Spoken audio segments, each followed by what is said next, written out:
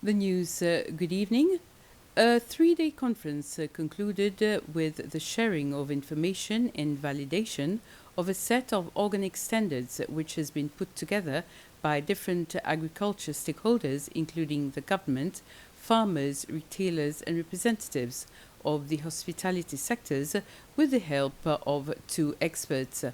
The final session yesterday was launched by the Agriculture Minister, Flavien Joubert. A participatory guarantee system, PGS, is being proposed for Seychelles in the process of developing an organic agriculture policy. Konrad Houtfleisch said the PGS is affordable, implementable and suitable as it focuses on local production and market development. More and more countries are adopting organic policies, organic regulations. The organic market is still growing despite the fact that through COVID, through a lot of the economic pressures that we've had, the demand, more and more consumers are becoming aware of having not just food that's healthy for them, but food that's healthy for the planet. That is really, we're facing an extinction crisis and a climate crisis. So for Seychelles to, let's say, officially join the organic and sustainable agriculture that sits around it, joining that international community, I think is a great step forward. The Seychelles Institute of Agriculture and Horticulture, SIA, and the Grand Ansmaï Farmers Association, GAMFA, signed an agreement in order to coordinate activities related to water use and water management. SIA's director, Marianne Marie, and the chairperson of GAMFA, Danielle Morin, were the ones who signed the agreement. The agreement is for a 12-month period, during which SIA students will learn more about different irrigation techniques that farmers are using to better manage and use water. GAMFA also gave SIA a solar pump to help the school with its existing irrigation system. A donation that SIA's director, Mrs. Marie, said will help with the delivery of the Institute's program. To upgrade our irrigation system, and I feel it is a good opportunity for the institution for us to have this collaboration so that SIA can have this solar irrigation system that will help us to reduce the amount of the utility costs that the school have, and also for learners to have experience in different types of irrigation system for agriculture. The case where the Valap G couple is asking the Chief Justice to recluse himself from two cases against them will be back in court on the 28th of this month. The two cases are corruption in firearms and prevention of terrorism. This morning in court, the couple's lawyers asked for 21 days to file more evidence, but Judge Buran gave them until the 28th. Two schools in Seychelles have benefited from a recycled water project from the Coco de Mer Rotary Club. Ladzig School now has 4 stations where students, crèche to secondary school, can wash their hands and feet. Collectively, their tanks can hold 7,000 litres of rainwater. The second school to benefit from the project is Grand Ansmaï Primary School. They have benefited from an electric pump that supplies the toilet facilities of the school, and gutters have been installed to ensure the school's 2 tanks are filled to its capacity.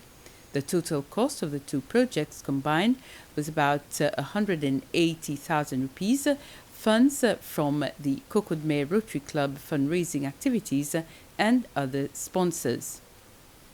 Essentially, what we would like is for the young people to learn how to preserve water. This is very important, and to understand that when water falls from the sky, it should not go to waste. And when we collect it, what then do we use it for? So they have to learn the entire process from where it comes from all the way to the conservation around water. So it's the education and just for their own upkeep and understanding that it's a scarce resource that needs to be preserved. 15 students from different schools across Seychelles have been Rewarded for their performance during the Concours National d'Orthographe, the Ministry for Education organized the competition to encourage students to practice and improve their French. The competition started in March and evaluated the students' ability to read, write, and speak in French. Participants range from level of primary 5 to the post-secondary school level. It has been 7 years since the last Concours d'Orthographe was held. The National Council for Arts and Crafts organized a 4-day workshop at SIT to show students how to turn coconut into crafts. A total of 10 students from the SIT participated in the workshop, where they learned different techniques to turn a normal coconut into the shape of a coco de mer and a bat. Local craftsman Florent Servina was the one who taught the students those techniques, since he has been doing crafts for almost 42 years. A senior craft development officer at the NACC, Benoit Julius, said that the Coconut Handicraft Workshop is one amongst the activities for this year to ensure that crafts remain relevant in the country's culture. For some reasons also we want to preserve the traditions, the heritage, and then we want to limit the level of handicraft import. So for us to limit it, we have to have the replacement. The only means of having replacement to educate the new generation to take up those activities. And in international news, residents of Sudan's capital say parts of Khartoum feel like a ghost town, in stark contrast to the joyful mood usually seen during the Muslim holiday of Eid al-Fitr. After a week of fighting between two factions of the country's military leadership, at least 400 people have been killed, and witnesses say bombing, shelling and gunfire continue in Khartoum. It means a 3-day truce called by the UN, US and others has failed. This was the news. We'll be back at 8 with the news in Creole. Have a very pleasant evening.